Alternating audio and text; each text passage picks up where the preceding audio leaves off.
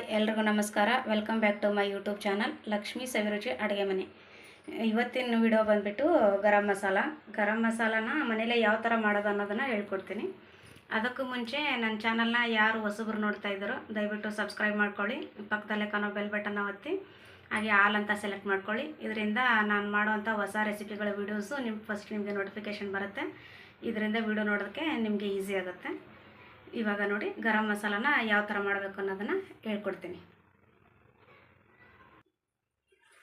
ಗರಂ ಮಸಾಲ ಮಾಡೋದಕ್ಕೆ ಬೇಕಾಗಿರ್ತಕ್ಕಂಥ item 1.5 table spoon ಆಗೋಷ್ಟು ಸೊಂಪು ತೊಗೊಂಡಿದ್ದೀನಿ. ಆಮೇಲೆ ಒಂದು 4 ಹೂವು ತೊಗೊಂಡಿದ್ದೀನಿ. ಒಂದು 7 ಮರಾಠಿ ಮೊಗ್ಗು ಇಟ್ಕೊಂಡಿದ್ದೀನಿ. ಒಂದು 3 ಟೇಬಲ್ ಸ್ಪೂನ್ ಆಗೋಷ್ಟು ಜೀರಿಗೆ. ಆಮೇಲೆ ಒಂದು 2 ಟೇಬಲ್ ಸ್ಪೂನ್ ಆಗೋಷ್ಟು ಸಾಜೀರಿಗೆ ಅಥವಾ ಮಸಾಲ ಜೀರಿಗೆ. ಇದು ಒಂದು ಸ್ವಲ್ಪ ಸ್ಟೋನ್ ಫ್ಲವರ್ ಅಂತ ಬರುತ್ತೆ, ಅದು ಮಸಾಲೆಗೆ. ಆಮೇಲೆ ಒಂದು 3 ಟೇಬಲ್ ಸ್ಪೂನ್ ಆಗೋಷ್ಟು ಧನಿಯಾ ಕಾಳು. ಆಮೇಲೆ ಒಂದು 50 ಗ್ರಾಮ್ ಆಗೋಷ್ಟು ಚಕ್ಕೆ. ಒಂದು 4 ರಿಂದ 5 ಮಸಾಲ ಎಲೆ. ಆಮೇಲೆ ಒಂದು 7 ರಿಂದ 8 ಸ್ಟಾರ್ ಇಟ್ಕೊಂಡಿದ್ದೀನಿ. ಒಂದು 2 ಟೇಬಲ್ ಸ್ಪೂನ್ ಆಗೋಷ್ಟು ಲವಂಗ, 2 ಟೇಬಲ್ ಸ್ಪೂನ್ ಆಗೋಷ್ಟು ಏಲಕ್ಕಿ. ಆಮೇಲೆ ಒಂದು 2 ಟೇಬಲ್ ಸ್ಪೂನ್ ಆಗೋಷ್ಟು ಪೆಪ್ಪರ್ ಇಟ್ಕೊಂಡಿದ್ದೀನಿ. ಇದರಲ್ಲಿ ಗರಂ ಮಸಾಲ ಮಾಡೋದಕ್ಕೆ ಕ್ವಾಂಟಿಟಿನೇ ತುಂಬ ಇಂಪಾರ್ಟೆಂಟು. ಕ್ವಾಂಟಿಟಿಯಲ್ಲಿ ವೇರಿಯೇಷನ್ ಆದರೆ ಗರಂ ಮಸಾಲ ಚೆನ್ನಾಗಿ ಬರೋಲ್ಲ ಟೇಸ್ಟು. ಅದಕ್ಕೋಸ್ಕರ ಇದೆಲ್ಲನೂ ಹಾಕ್ಕೊಂಡ್ಬಿಟ್ಟು ಹುರ್ಕೊಳ್ಳೋಣ. ಇವಾಗ ನೋಡಿ ಚಕ್ಕೆನ ಹಾಕ್ತಾಯಿದ್ದೀನಿ. ಚಕ್ಕೆ, ಮರಾಠಿ ಮೊಗ್ಗು, ಆಮೇಲೆ ಜೀರಿಗೆ, ಮಸಾಲ ಜೀರಿಗೆ, ಆಮೇಲೆ ಸೊಂಪು, ಧನಿಯಾ ಕಾಳು,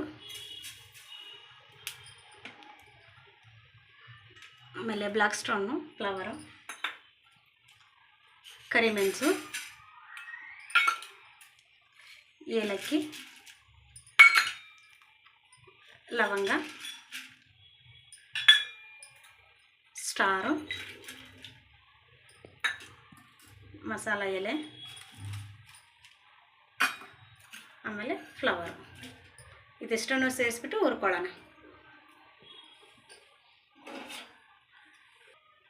ಇವಾಗ ಇದನ್ನು ಗ್ಯಾಸ್ನ ಮೀಡಿಯಮ್ ಫ್ಲೇಮಲ್ಲಿ ಇಟ್ಬಿಟ್ಟು ಹುರ್ಕೊಳ್ಳೋಣ ಚೆನ್ನಾಗಿ.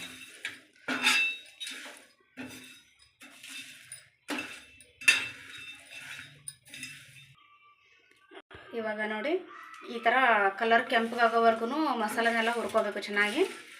ಇವಾಗ ಇದೆಲ್ಲ ಕಲರ್ ಚೇಂಜ್ ಆಗಿದೆ, ಚೆನ್ನಾಗಿ ಹುರಿದಿದೆ. ಇವಾಗ ಇದನ್ನು ಸ್ವಲ್ಪ ಹೊತ್ತು ಆರೋದಕ್ಕೆ ಬಿಡೋಣ. ಆರಕ್ಕೆ ಬಿಟ್ಬಿಟ್ಟು ಮಿಕ್ಸಿಗೆ ಹಾಕ್ಬಿಟ್ಟು ಪೌಡ್ರ್ ಮಾಡಿಕೊಂಡ್ರೆ ಗರಂ ಮಸಾಲೆ ರೆಡಿ ಆಗುತ್ತೆ. ಇವಾಗ ನೋಡಿ ಮಸಾಲ ಎಲ್ಲ ತಣ್ಣಗಾಗಿದೆ. ಇದನ್ನು ಜಾರಿಗೆ ಹಾಕಿದ್ದೀನಿ. ಇವಾಗ ಮಿಕ್ಸಿಗೆ ಹಾಕ್ಬಿಟ್ಟು ರುಬ್ಕೊಂಡು ಸಣ್ಣಗೆ ಪೌಡ್ರ್ ಮಾಡ್ಕೊಂಬರೋಣ. ಗರಂ ಮಸಾಲನ ನಾನು ಚೆನ್ನಾಗಿ ಮಿಕ್ಸಿಗೆ ಹಾಕ್ಬಿಟ್ಟು ಪೌಡ್ರ್ ಮಾಡಿದ್ದೀನಿ. ಮತ್ತೊಂದು ಸಾರಿ ಜರಡಿ ಹಿಡಿದ್ಬಿಟ್ಟು ಪೌಡ್ರ್ ಮಾಡಿದ್ದೀನಿ. ನೋಡಿ ಎಷ್ಟು ಚೆನ್ನಾಗಿ ಬಂದಿದೆ ಅಂತ. ನೀವು ಮನೇಲಿ ಮಾಡಿ ಹೇಗೆ ಬಂತು ಅಂತ ಕಮೆಂಟಲ್ಲಿ ತಿಳಿಸಿ. ಚೆನ್ನಾಗಿದ್ದರೆ ಲೈಕ್ ಮಾಡಿ, ಶೇರ್ ಮಾಡಿ, ಕಮೆಂಟ್ ಮಾಡಿ, ಹಾಗೂ ನನ್ನ ಚಾನಲ್ನ ಸಬ್ಸ್ಕ್ರೈಬ್ ಮಾಡಿ. Thank you.